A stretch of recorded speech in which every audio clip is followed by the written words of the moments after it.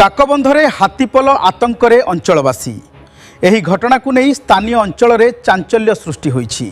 मयूरभंज जिले में पुणी थे हाथीपल आतंक देखा देइछि। राजगोविंदपुर रेंज अंतर्गत काकबंध अंचल में हाथीपल देखा जाइथिबारु लोके भयभीत होई पड़िछन्ति। जलेश्वर बारिपदा मुख्य रास्ता दे जाउथिबा बेले हाथीपल को देखिबा पई स्थानीय लोकंक भीड़ जमिथिला। लोकंक उपस्थिति देखि हाथीपल गोटिए स्थान में रहि जाइथिबा देखा जाइछि। सूचना अनुसार इटाहारी अंचल में प्राय 60टी और काकबंधरे प्राय 20टी हाथी रहिथिबा वन विभाग पक्षरु कुहाଯାଇଛି। हाथीपल देखा परे अंचल में भय और आतंकर परिस्थिति सृष्टि होईछि। ग्रामवासी घरु बाहरिबाकु भय करुछन्ति। आमे हाथीपल उपरे निरंतर नजर रखिछु। हाथी माने जेपरि गाँ मुहा न हुअन्ति सेथिपई आवश्यक पदक्षेप निया जाउछि बोली रेंजर घनश्याम सिंह प्रकाश करिछन्ति।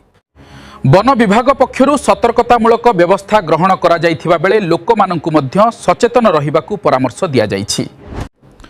रातिरे अनावश्यक बाहरकु न बाहरिबाकु ओ हाथीपल निकटकु न जिबाकु कुहा जाइछि।